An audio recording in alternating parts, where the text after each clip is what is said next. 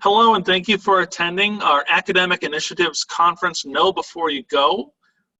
This is for attendees of the 2019 Academic Initiatives Conference, which will be held in Minneapolis, Minnesota in just about 2 weeks. So in today's webinar, we'll be covering a number of details about the conference, what you can expect, who you'll be hearing speaking, events that are happening at the conference, then other ways that you can get connected both to the city of Minneapolis during your time there and to the profession as a whole, both at the conference and outside of the conference. My name is Spencer Giese. I'm a research and education specialist at ACUOI, and throughout today's presentation, you'll be hearing from a number of our members of the Academic Initiatives Conference Planning Committee. So, welcome and enjoy.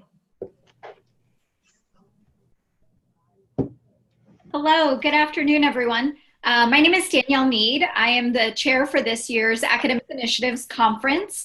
We're really excited to welcome everyone to Minneapolis. So just to go over a little bit of our presentation today, our agenda will include speaking about all of our wonderful programming sessions, including our keynote speakers, our pre-conferences, posters, and general education sessions. We'll go through a little bit about a new component, our consultants in residence, as well as ways that folks can still volunteer and get involved with the conference. We wanted to provide a little bit of information as well about social media during the conference, as well as after with the ACUOI Academic Initiatives online community.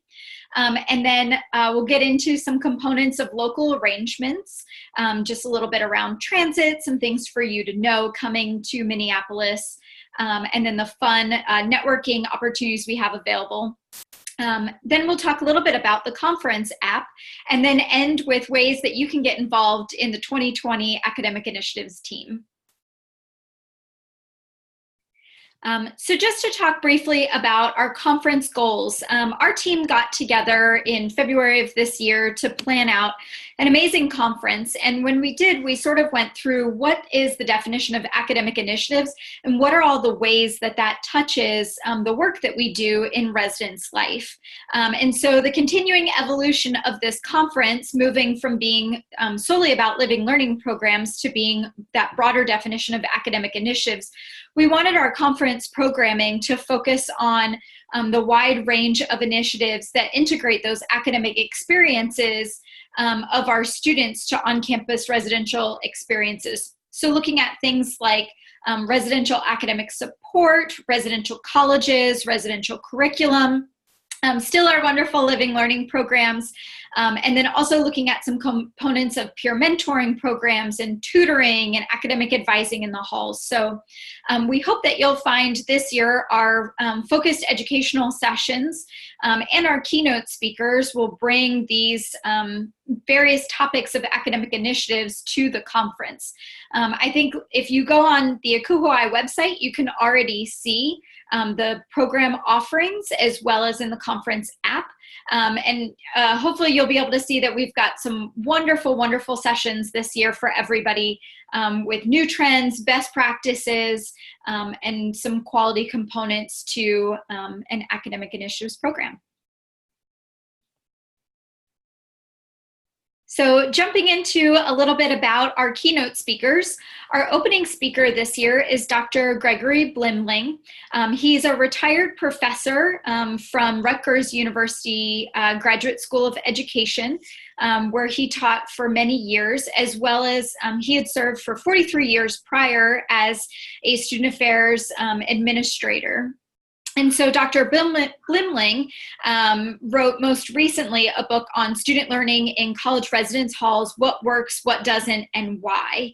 And so we're very thankful to have him coming to bring his years of experience and research and knowledge to the conference. For our closing speaker, we have Dr. Darren Pierre. Dr. Pierre is a clinical assistant professor of higher education at Loyola University, Chicago. And he also has many years of experience as a student affairs professional and a leader in higher education. He's also the author of the book, The Invitation to Love, Recognizing the Gift Despite Pain, Fear, and Resistance. And so when Dr. Pierre speaks as part of our closing, we will also have a book signing. And both of the books for the authors will be available in the Akuhai bookstore for purchase.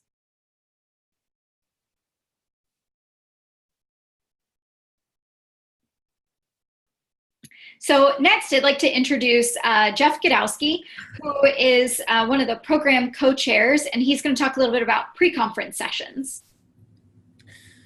Hi, everyone. My name is Jeff Godowski. Like Danielle said, I currently serve as an assistant dean at Cornell University in our West Campus Health System Residential College Initiative. Thinking about pre-conferences this year, wanting to go a little bit out of our new theme to continue to expand academic initiatives. We wanted to highlight some different types of academic initiatives and expand the definition of learning communities programs.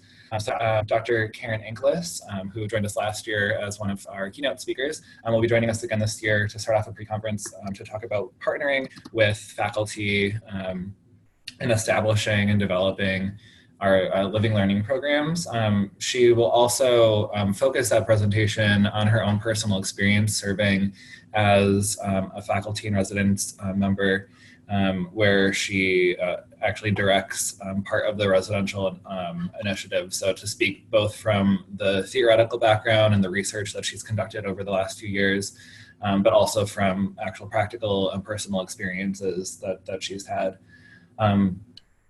Following up in the afternoon to supplement that session, Dr. Rob Wood and Danielle Need from St. Louis University will be coming to talk about creating systemic academic affairs and student affairs partnerships.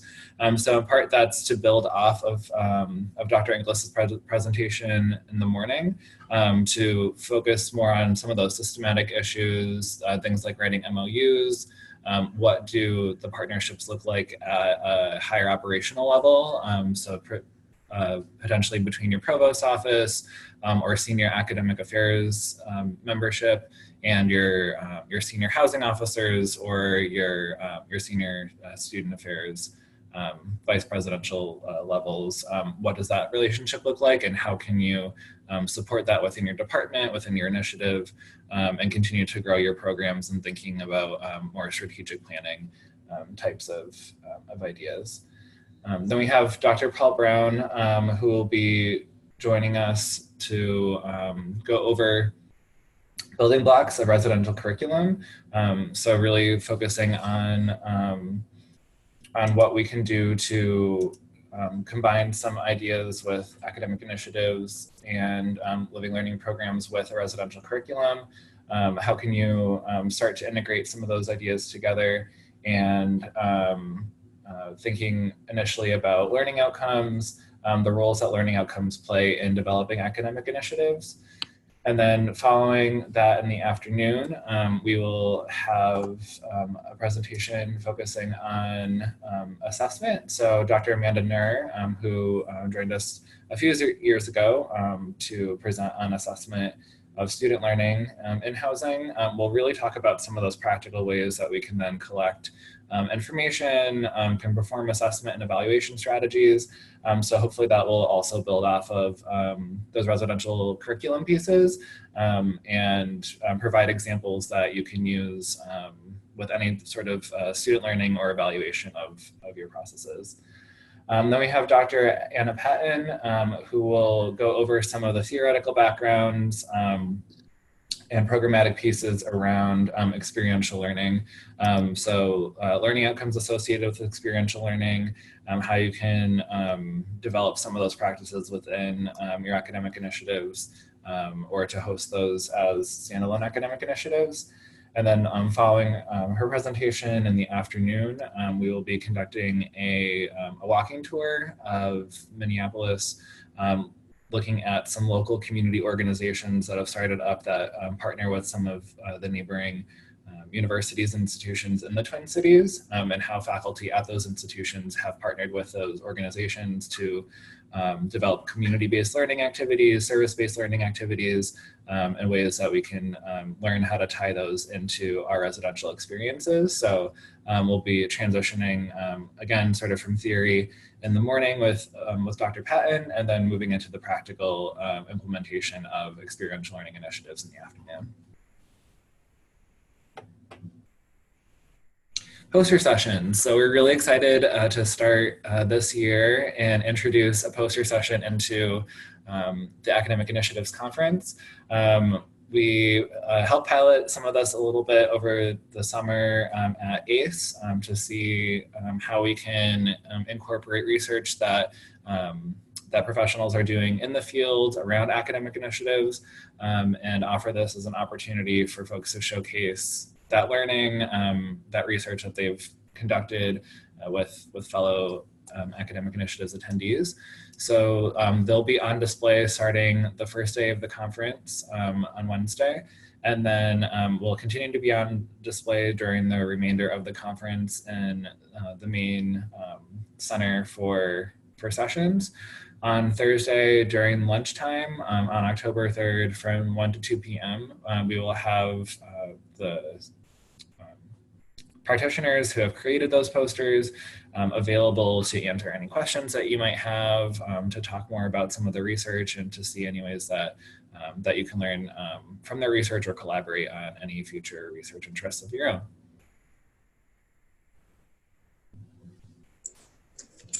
Hello, everyone. My name is Christy Anglade, and I am the Associate Director for Residential Education at the University of New Haven, and I am the program co-chair.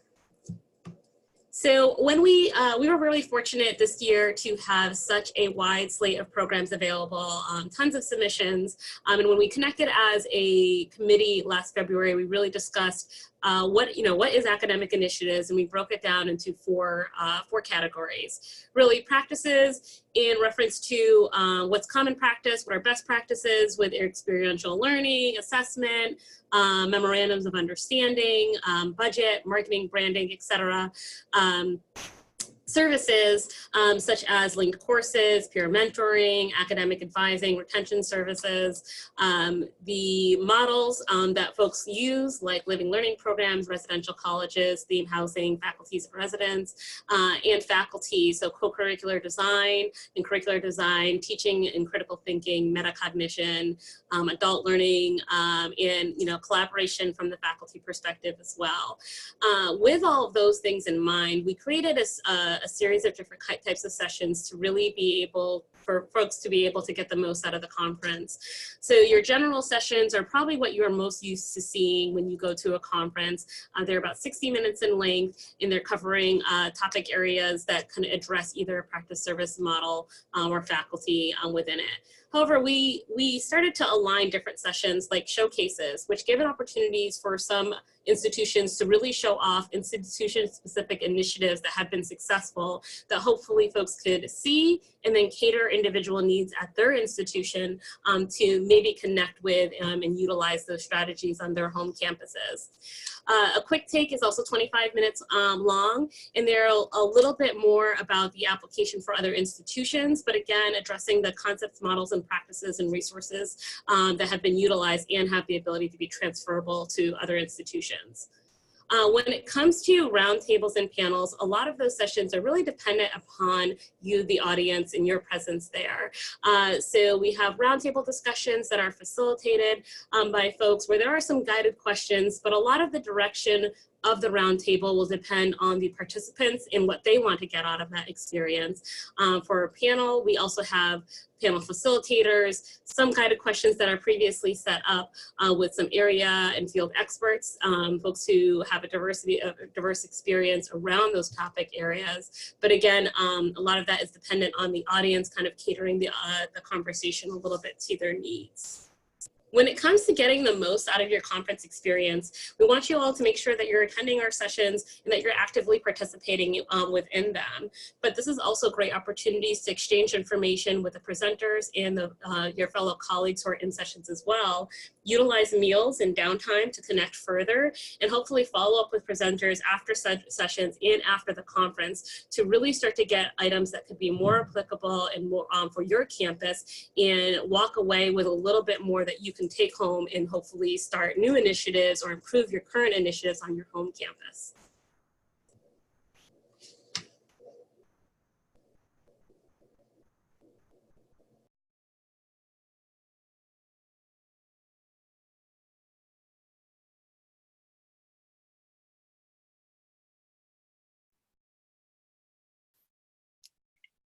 So we might be experiencing a little bit of technical difficulty here. So we'll see if Chester's able to jump in and talk a little bit about our consultants in residence, which is also a new component for this year.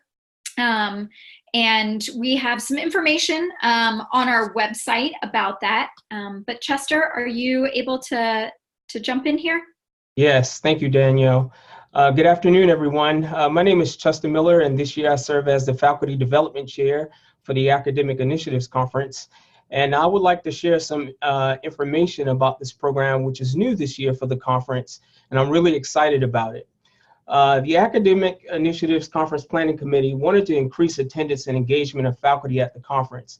In so doing, we identified a diverse group of experts in academic initiatives to serve as consultants in residence and offer consultation time to conference attendees.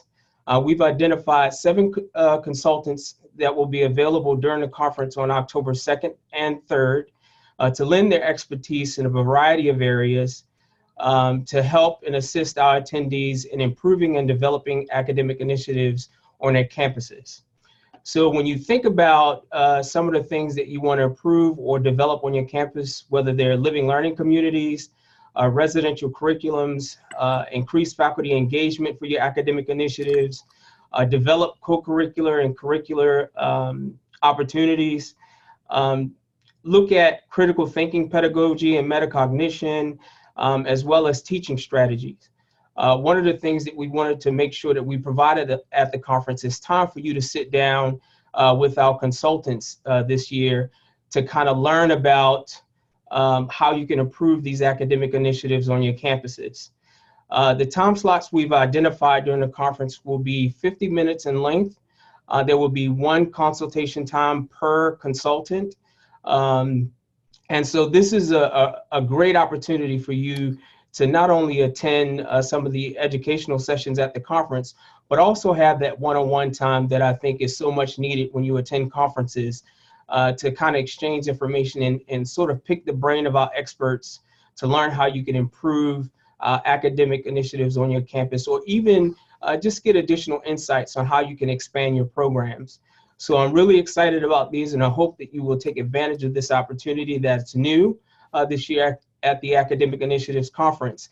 And to sign up for these opportunities, there will be a link on our website within the next day or so for you to identify a slot. And so we're hoping that you will take advantage of this. And if even during the slots, the time slots that are available, if you want to bring additional folks from your campus to kind of get additional assistance, we're encouraging you to take advantage of that opportunity and bring additional folks from your campus to one of those time slots during the conference. So this is new this year, so thank you so much, and we hope that you take advantage of this opportunity. Awesome. Good morning, everyone. My name is Kenny Lopez, and this year I serve as the Connections Chair. I am an Assistant Director of Academic Initiatives at the University of Hawaii at Manoa. And this year, as I mentioned, have the privilege of being the Connections Chair. So a little bit about the role. This is an opportunity for folks to volunteer to help out with the conference. As folks may know from attending other conferences, This conference could not run or happen the way it does, as smoothly as it does, without the help of volunteers. So we are looking for folks to serve in a variety of different capacities.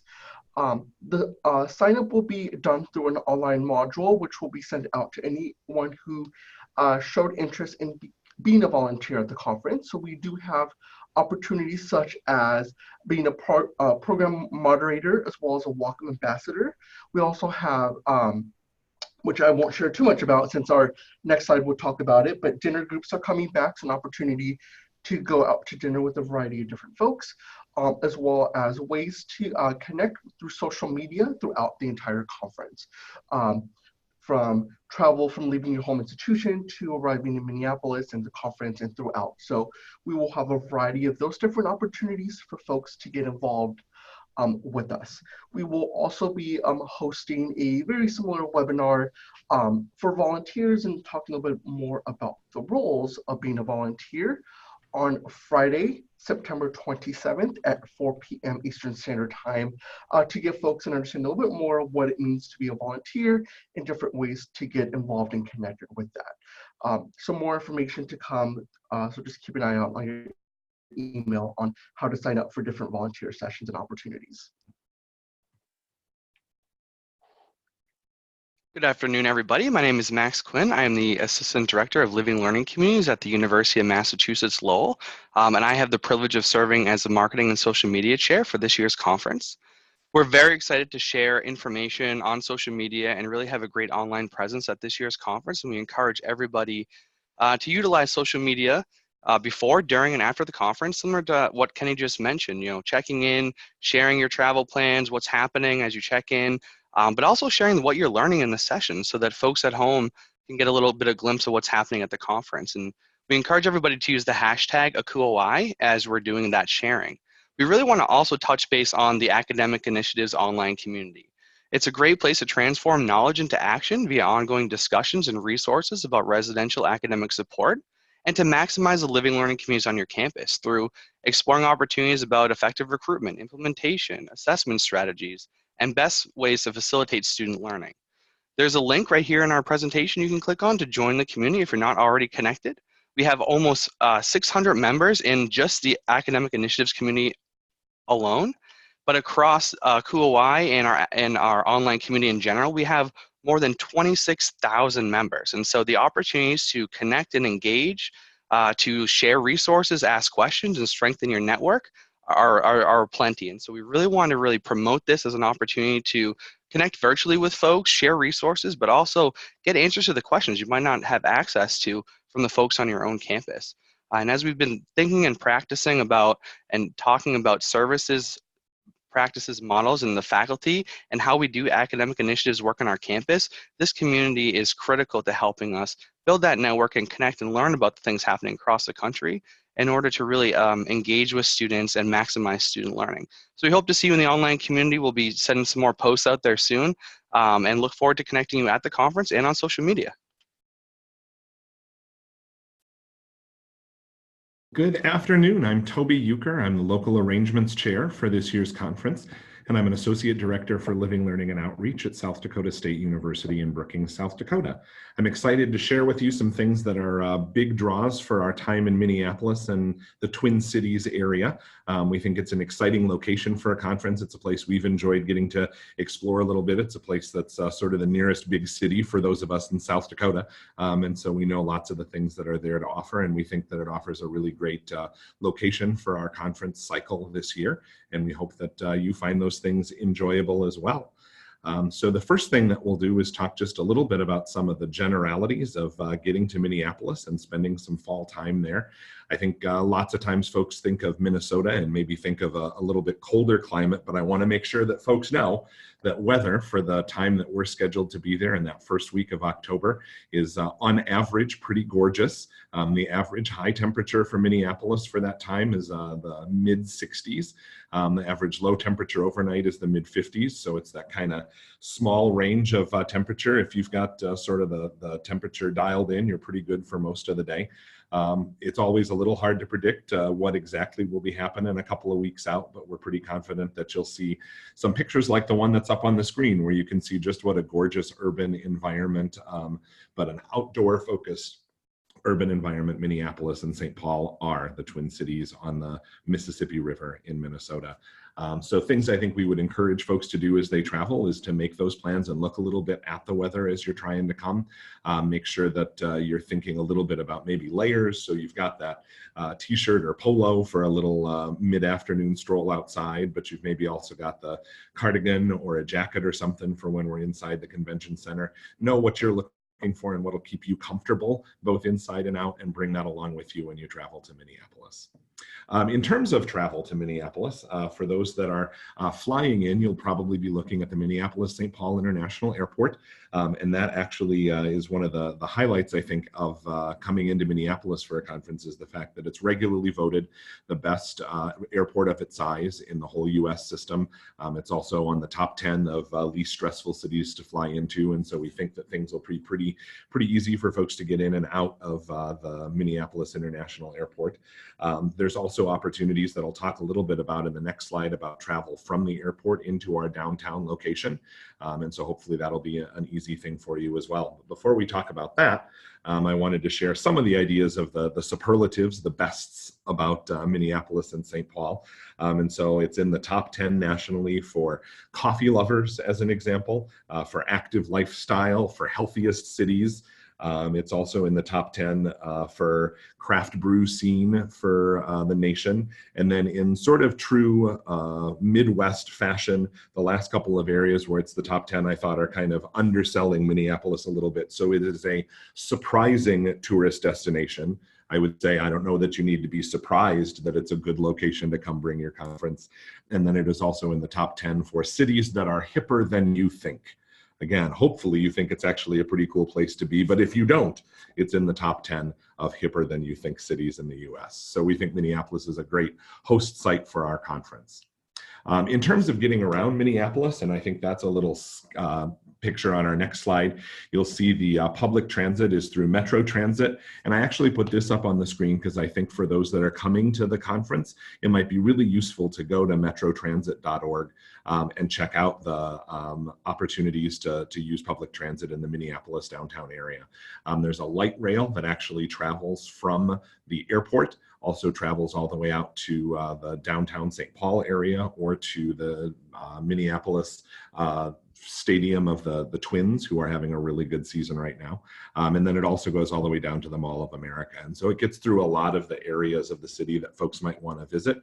The nearest station to our hotel is a 6 or 7 block walk. So it's a little bit of a walk, and you might think about that as you determine if that's the way you want to come in from the airport, or if you'd rather use the more standard transportation methods, the cabs or Ubers or Lyfts that are available around. But definitely think about public transit, and if you're someone who wants to be ready to go once you hit the ground in the Twin Cities, go ahead and download their app or check out their online system. So we think that the public transit in Minneapolis is one of its assets as a conference location. Other assets of Minneapolis as a conference location are things that we hope to engage you with as we go through the conference in October, just a couple of weeks. The restaurants, as Kenny mentioned, we've got dinner groups returning. So those that are regular conference attendees of the Academic Initiatives Conference or its predecessors might remember that previous conferences did small group dinners where we allow folks to sign up for the opportunity to go to dinner as a group. We have someone that volunteers through Kenny's involvement roster to lead those groups. And so we'll have about 8 restaurants set up where we'll have reservations ready to go on Tuesday night. And we'll ask folks as they sign up and sign in at the conference to see if that's something they'd be interested in, to sign up for those opportunities. We'll hope to have a wide range of dining opportunities there in the walkable distance, or maybe just a little outside of walkable for a couple of the real signature locations. But think about that as you're getting ready to come join us in Minneapolis, and be ready to sign up if you're interested as you get registered on site at the conference. We're also putting together lists and info on lots of the pre and post conference opportunities. We know that especially with the schedule that we have for this year's conference, there might be folks that are arriving on that Monday in hopes of taking full advantage of the Tuesday pre-conferences. And so there'll be some activities going on and suggestions for things you might want to check out on a Monday arrival. Or if you choose to stay to Friday, the end of the week after the conference, there are also lots of things going on. So we have live music as a big focus of different things that are going on in Minneapolis. Remember, this is a city that helped be starting points for the likes of Prince, of Bob Dylan, of lots of other musical places. So we have lots of venues you can check out there, and hopefully concerts large and small that you might be interested in. We also have shopping, a variety of sorts. Minneapolis is home to the corporate headquarters for the Target Corporation. So there's a big multi-level flagship downtown not far from where we're at. There's also the Nicolette Mall area with lots of smaller shops and dining options. And then, like I mentioned, the opportunity to get out to the Mall of America. And for a South Dakota guy, where it's the nearest one for us, the IKEA that is at the Mall of America. So if you're someone that wants to check that out, we'll have those listed as well. Then we'll also have a list of breweries that you can tour around in the downtown Twin Cities area. As I mentioned, it's recognized as one of the top 10 areas for that. It's also a top location for museums and culture. And so there's lots of different opportunities there and lots of outdoor opportunities as well. Statistic from the city of Minneapolis is that you're never more than 6 blocks from a park. And so we'll have those ideas of what parks are real close to our area, some of the sculpture garden that would be a walkable opportunity as well. And then the weekend following our conference, if you're someone who's maybe staying around the Twin Cities area or has the opportunity to do that, is the weekend for the Twin Cities Marathon, voted regularly to be one of the most beautiful urban marathons in the country. And then there's also Oktoberfest at the State Fairgrounds in Minneapolis. So lots of different things going on that weekend. If you want to explore more options, you can see there Minneapolis.org is the Convention and Visitors Bureau for Minneapolis and has lots of things. If there's stuff that you're interested in that we haven't specifically highlighted, it's still probably there in the Twin Cities. Just take a quick peek and be ready to enjoy it in between the awesome sessions and other events that we have scheduled. We think that Minneapolis and St. Paul will be a real great host community for us.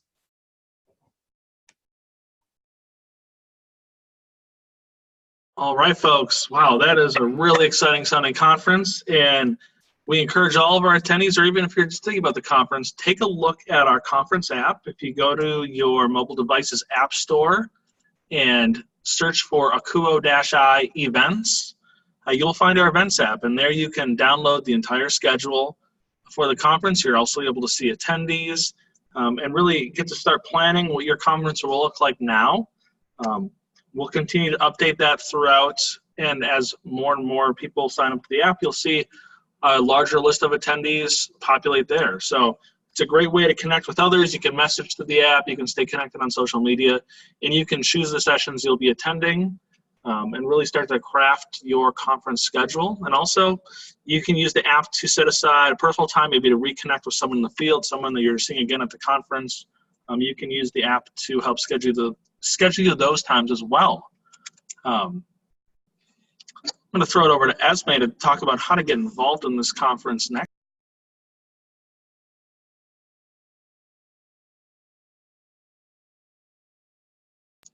And Esme will probably unmute herself too, I bet. No. Esme. Me? There you go. Hi, everyone. I was talking to myself, but it's great.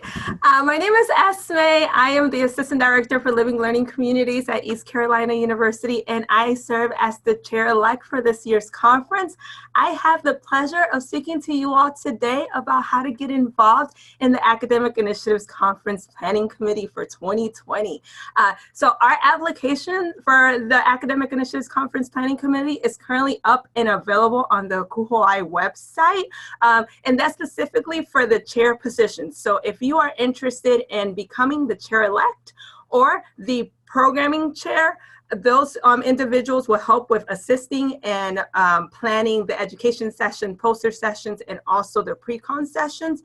We also have the faculty development chair, which will help with identifying ways to continue on and encouraging and engaging faculty at the conference. We have the Connection Chair, which is formerly our volunteer chair, that will help in scheduling volunteers and getting volunteers encouraged to participate in our conference and helping out. And also the local arrangement chair, which will help in assisting in planning for dinner groups, local entertainment, and activities during the conference. And finally, our marketing chair, which helps with the online community marketing the conference on social media and other venues. So if you are interested in one of those chair positions, please apply. There's 9 days left. The application will close on Thursday, September 26th. And hopefully through this webinar, you were able to hear a little bit about what to expect at the conference, but also learn a little bit about our roles and what we have done this year to make the conference a success and what that looks like to be a chair of the committee. Also, if you are interested in not being the chair, but working as a subcommittee member, on Wednesday, October 2nd at 11:45 during the conference, we will have our Academic Initiatives Conference Planning Committee interest meeting, and there we will share more information about how to become a subcommittee member and the opportunities and when that application process will open. So we are really hopeful to see you all at the conference and also during our session at 11:45, and we encourage you to apply to be on the committee. If you have any questions, feel free to contact one of the current chairs or myself or Spencer, and we will answer all your questions.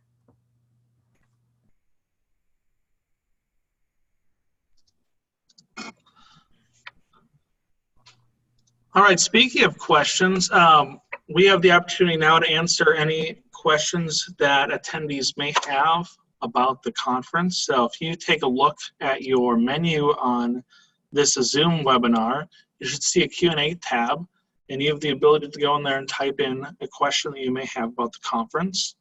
While I stall for a moment, I can let everyone know that this webinar is being recorded and it will be posted on our Akui website and our YouTube page for folks to be referred to and watch as they get ready for the conference if they were not able to make the webinar today.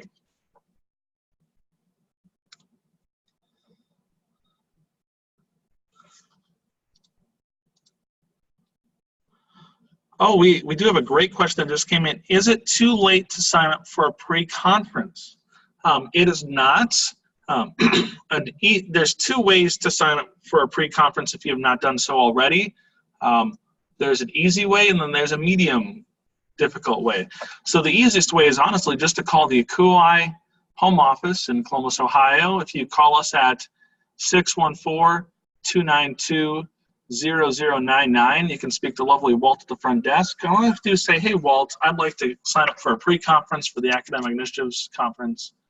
And he can get you all signed up, and you get to chat with Walt, which is always a fun time. You can also log into the akui.org page, and log into your profile, and under View My Registrations, you can click on your registration for the Academic Initiatives Conference and request or make a change to your registration to be in that pre-conference. Another great question just came in. Can I still volunteer? Well, you must have listened to this webinar and been so excited about the conference that you want to help out. We do have volunteers who serve as moderators, wayfinders, and a lot of other great opportunities to get connected to the conference.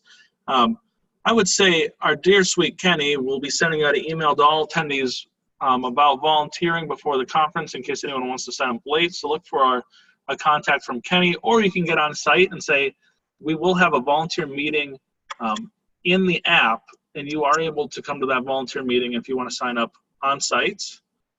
Another question came in, what should I bring with me to the consultant and resident time? I'm actually going to have, Chester, if you could unmute yourself, that's a great question for you.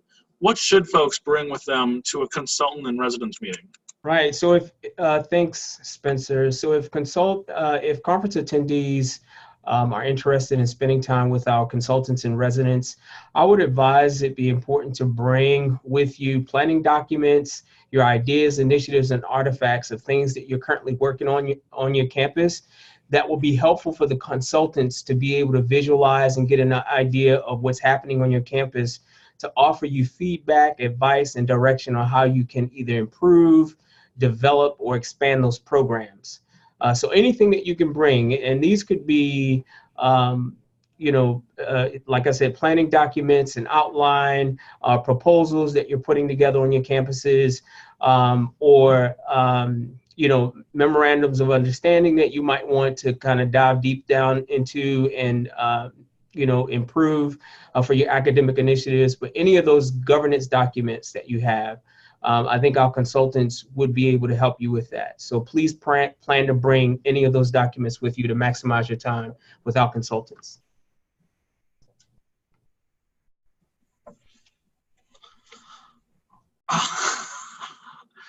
All right, and then again, we did have a question about dinner groups. Usually those we'll have dinner group signups for people in about groups of 8. So again, you can sign up for that on site. Look for that. We'll have more information about that. Check out a registration desk. We call that the front desk. So just like your residence hall setup, look for the front desk when you're at the conference.